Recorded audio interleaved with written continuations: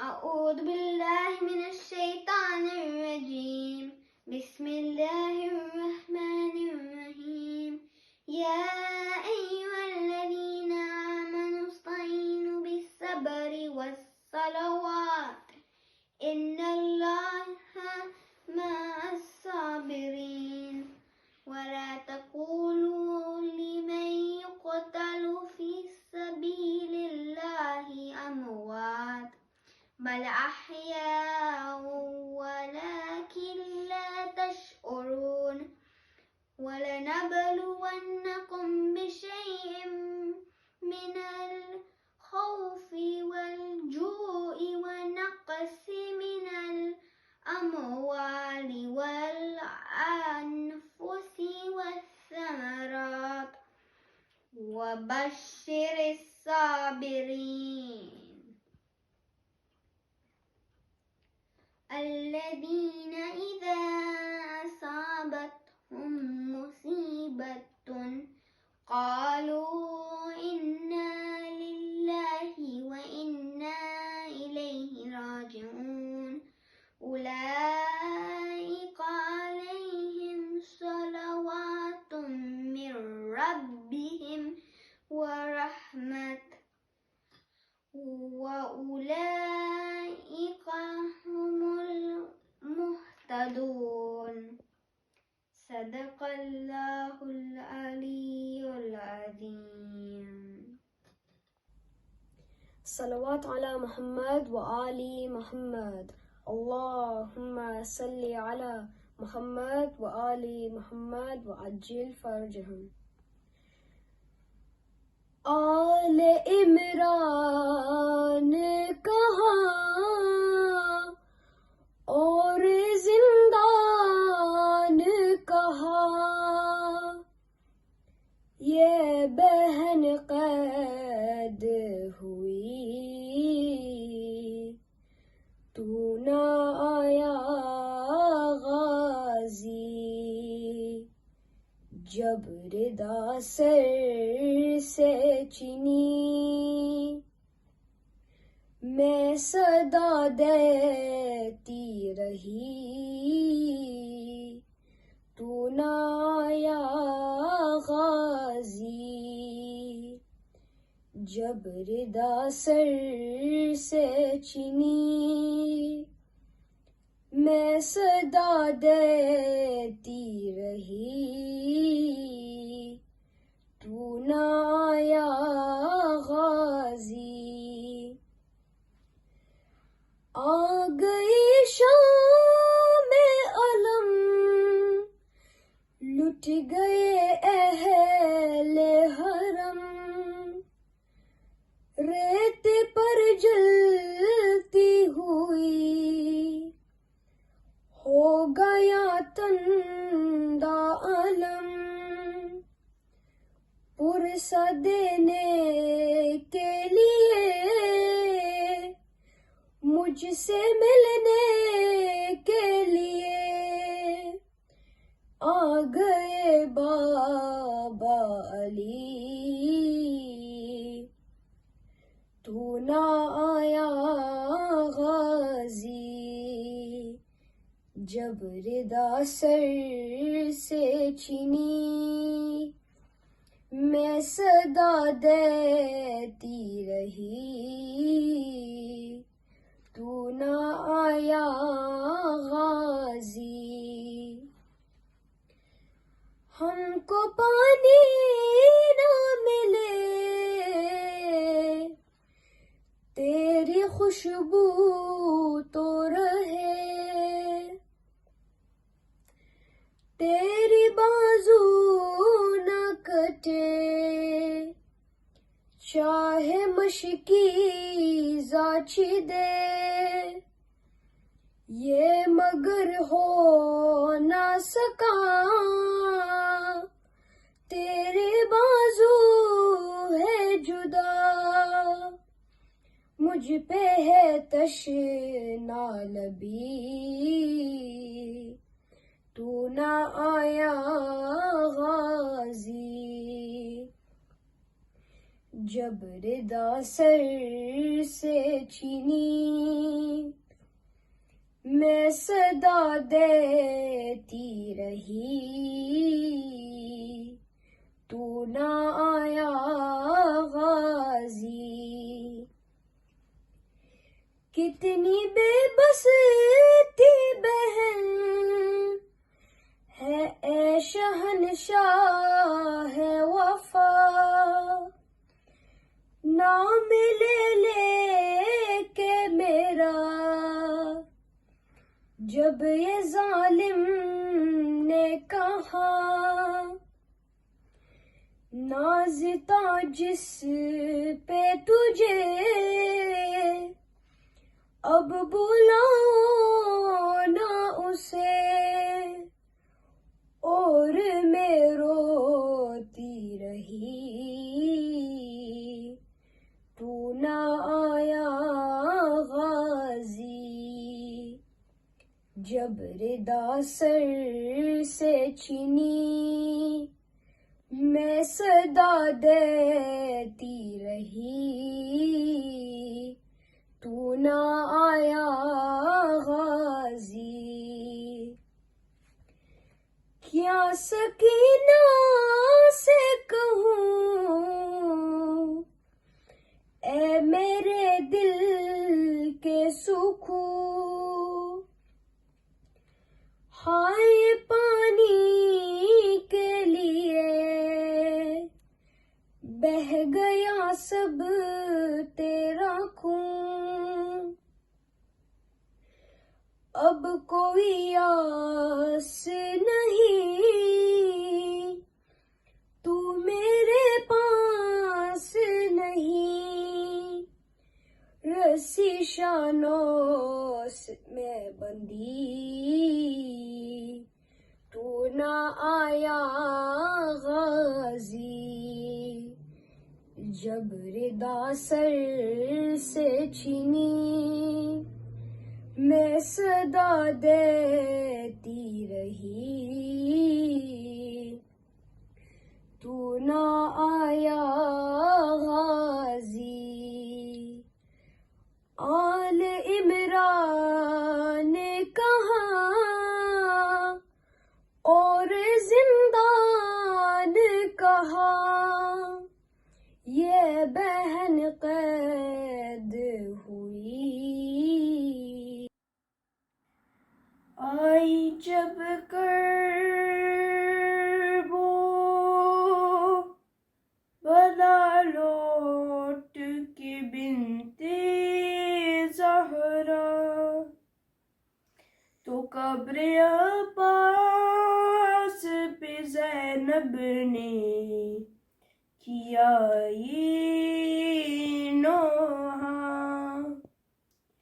तू अगर होता तो ऐसा नहीं होता गाजी, तू अगर होता तो ऐसा नहीं होता गाजी।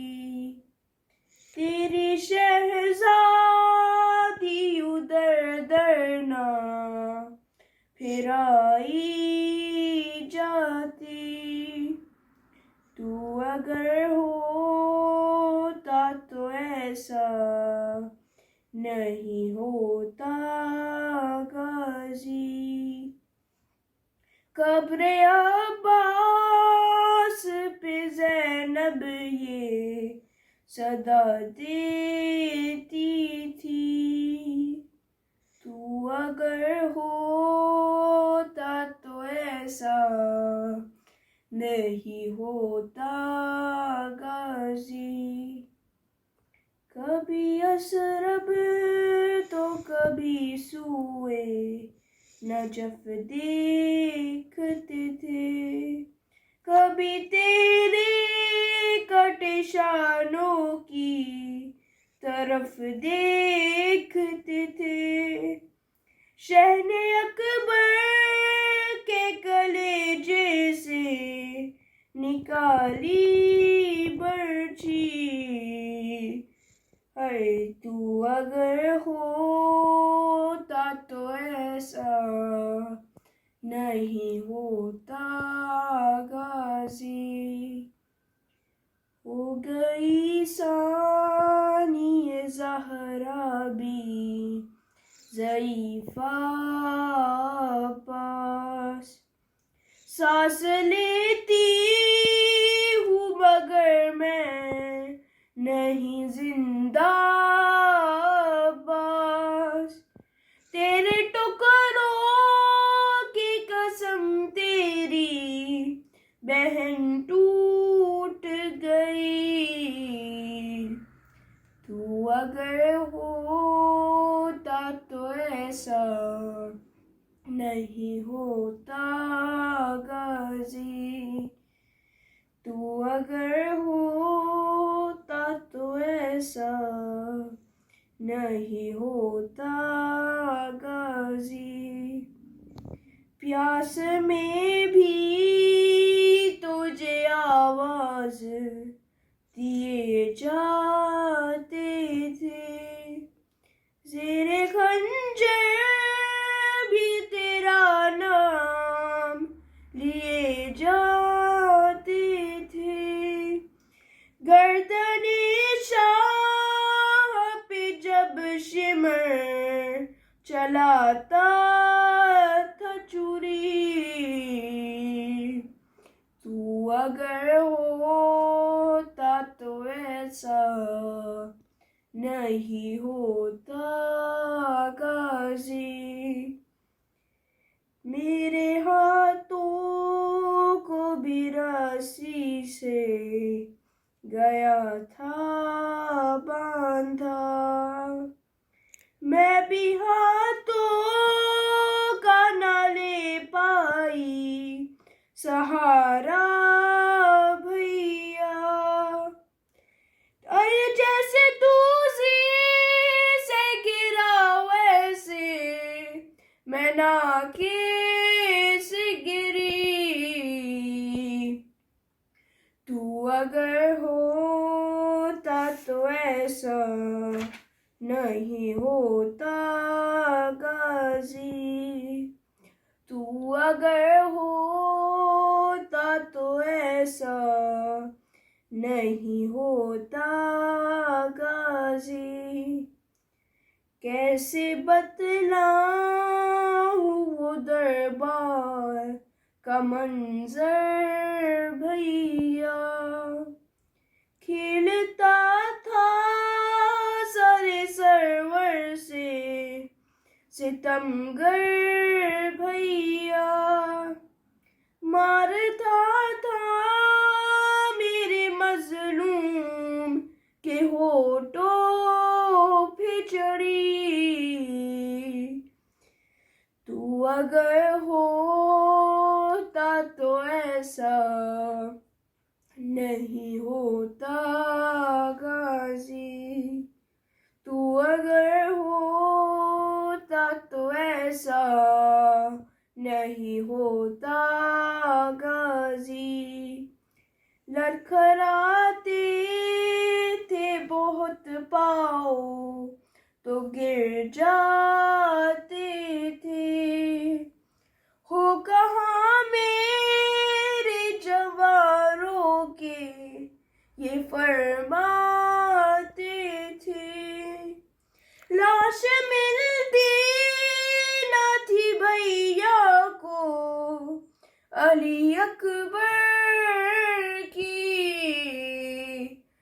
तू अगर होता तो ऐसा नहीं होता गाजी।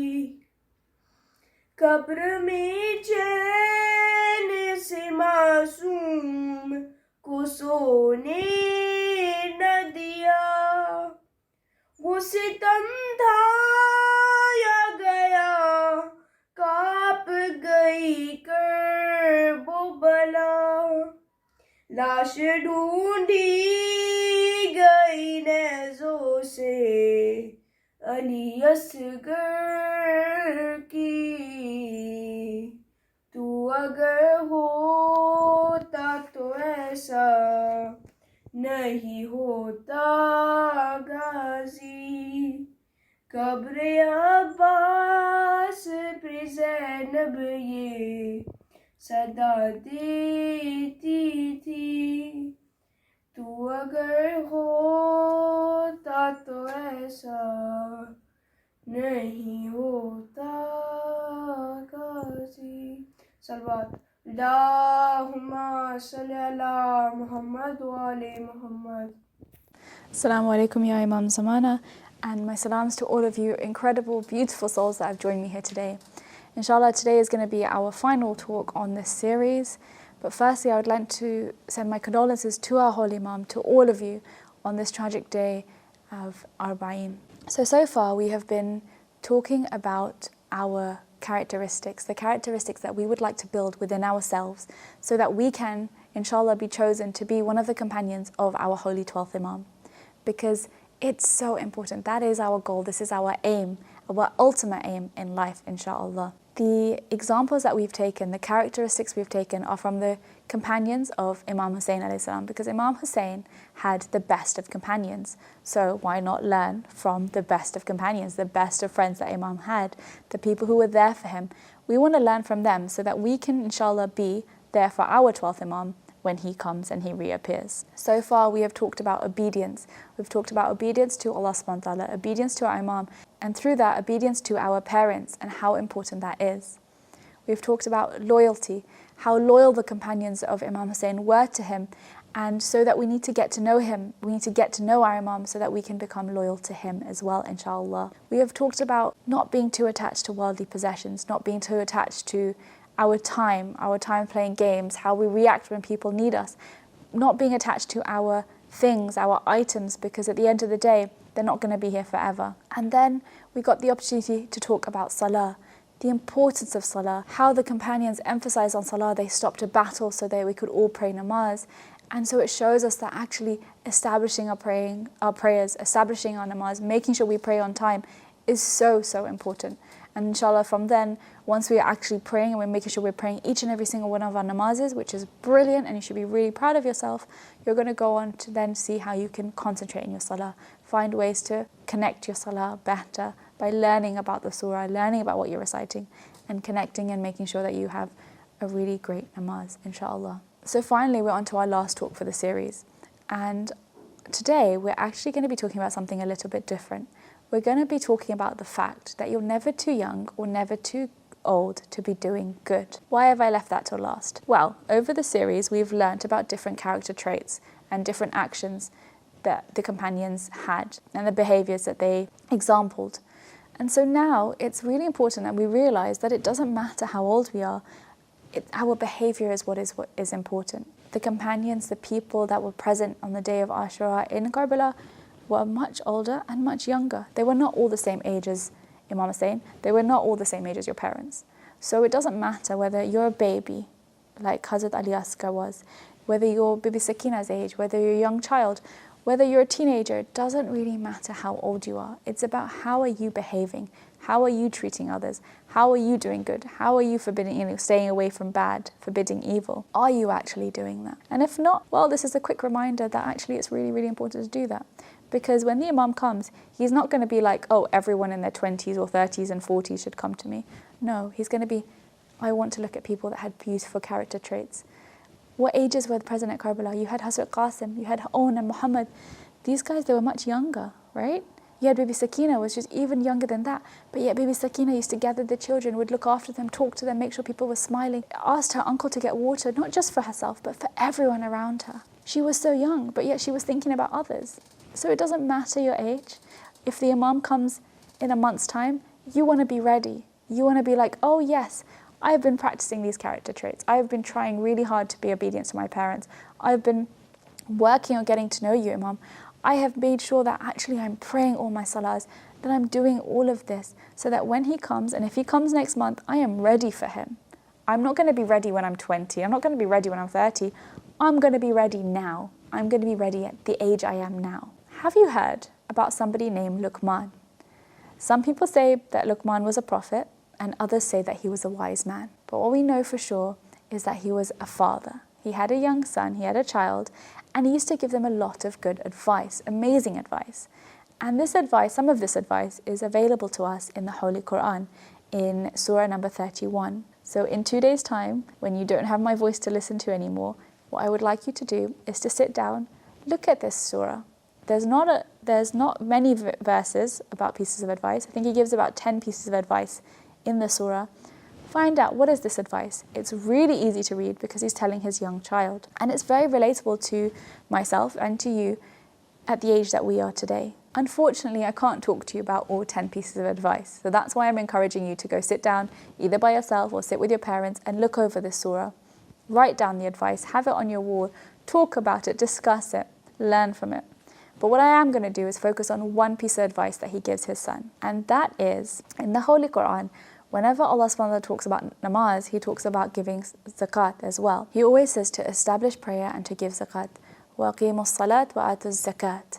Right? That's what Allah tells us in the Quran. Prophet Luqman gives his son a piece of advice, and he tells him to establish prayer and to do good and stay away from evil. Why is he saying it like that, do you think? Well, his son is young, so he knows probably that he doesn't have a lot of money to give zakat, but he can still pray his salah, because you can pray your salah at any age, and he can still do good and stay away from evil. And that's really, really important. So it doesn't matter what age we are, we can still do good to others, and we can stay away from doing bad things and bad actions. The reason I'm telling you about this piece of advice that Prophet Luqman gave is because it connects really nicely to the ages of people that were in Karbala, as I mentioned previously. And I want to add an additional point. Sometimes it's really easy for us to follow a crowd. So when we see what all the popular kids are doing, or we see what everyone else is doing, more people are doing things that are wrong, we are like, oh, we might as well do that. It's really easy to see people cheating on a test, so you might as well cheat too.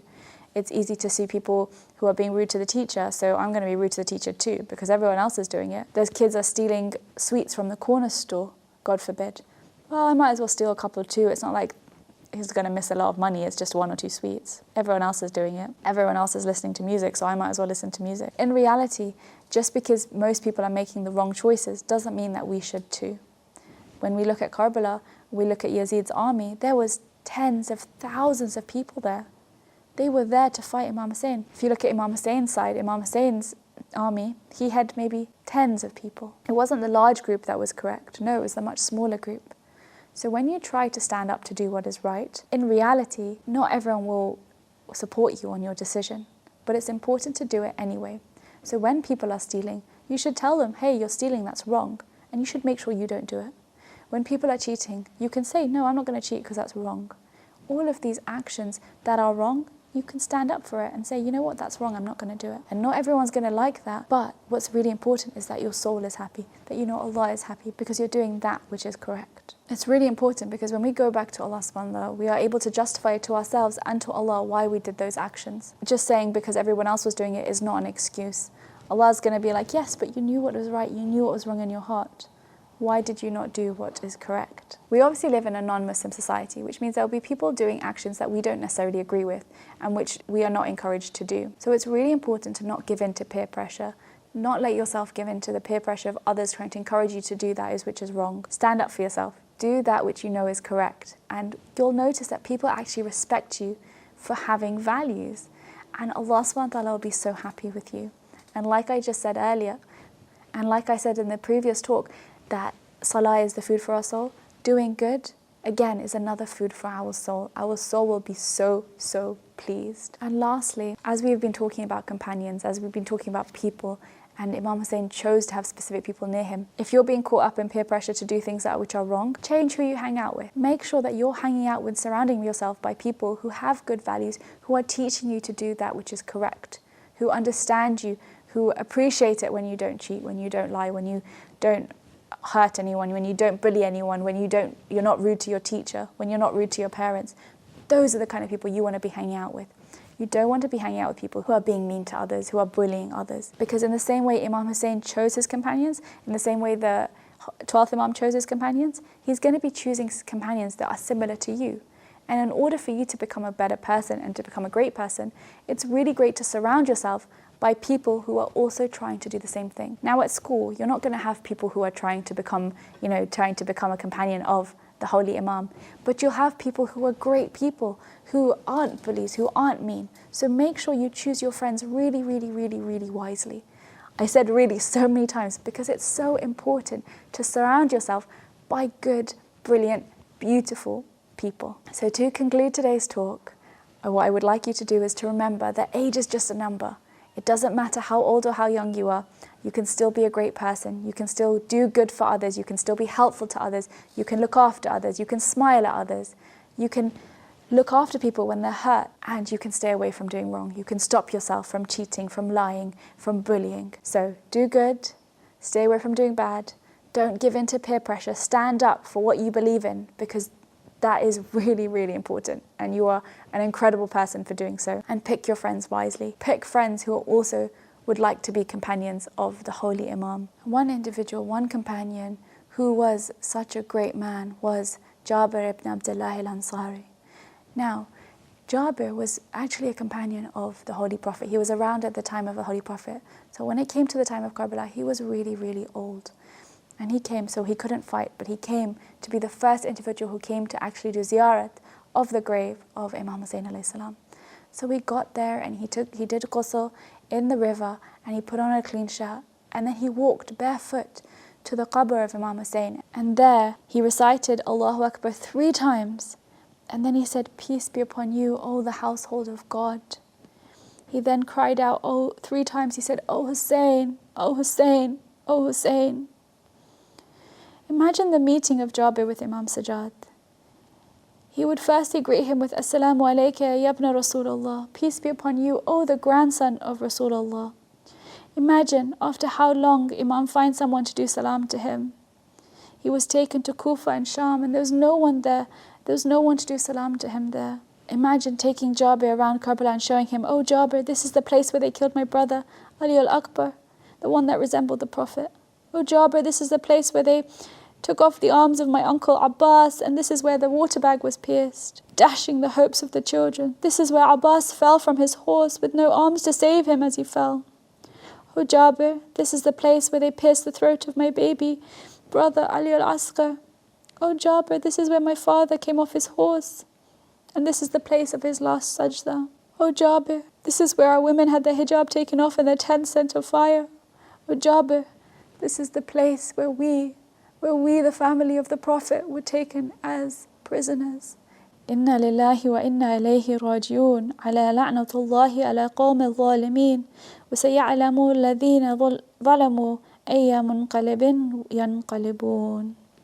Thank you so much for joining me here today. I've really enjoyed getting a chance to talk to you over these last 5 lectures. If you haven't had a chance to watch the previous lectures, check out the Hujjat Annex channel. They're all there.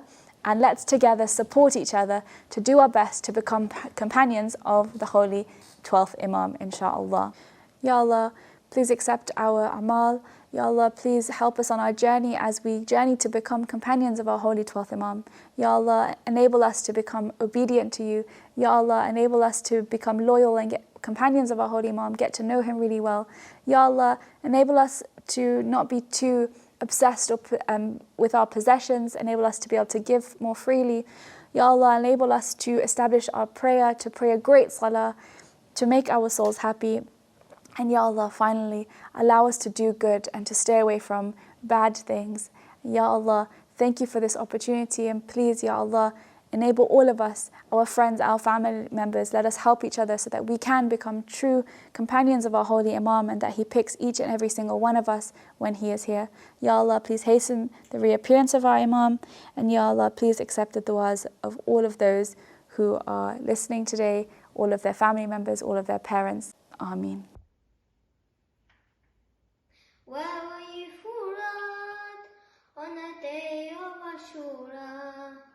Your tears flowed on the sand, but you spared none for Hussein.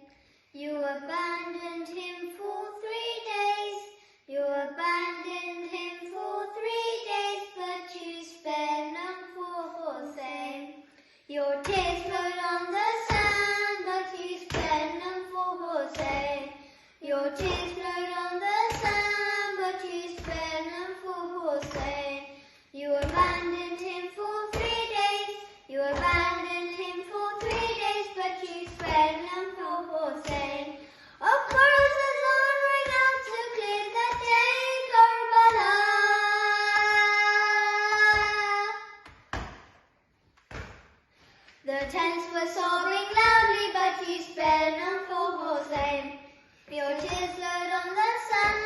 but you spared none for Hossein.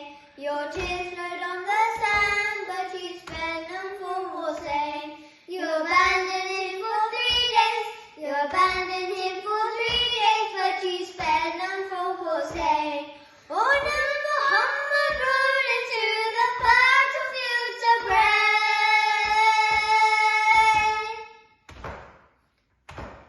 Their mothers still say Islam, but you spared none for Hossein.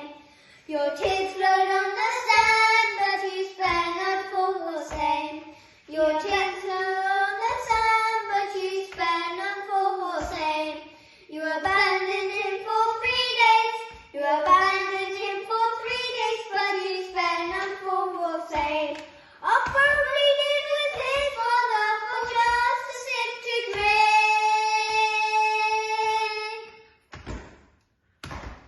You even served the horses, but you spared none for Hossein. Your tears flowed on the sand, but you spared none for Hossein. Your tears flowed on the sand, but you spared none for Hossein. You abandoned him for 3 days. You abandoned him for 3 days, but you spared none for Hossein. Oscar lay on the burning sand, the king's lips apart.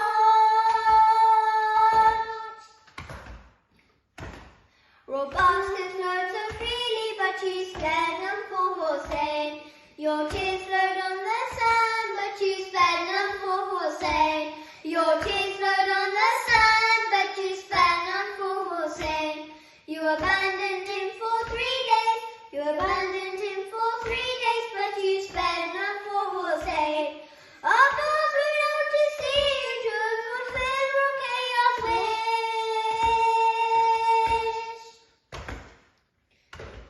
The mud split on the sand, but you spared none for Hossein.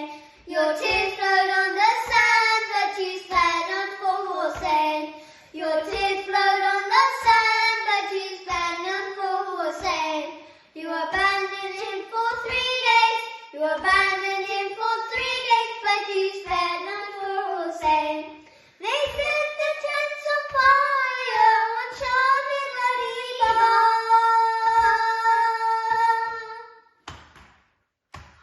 Ruqayya wept faithfully, but you spared none for Hossein. Your tears flowed on the sand, but you spared none for Hossein. Your tears flowed on the sand, but you spared none for Hossein. You abandoned him for 3 days. You abandoned him for 3 days, but you spared none for Hossein. Husband brings you to the camp on Shadi Gariba.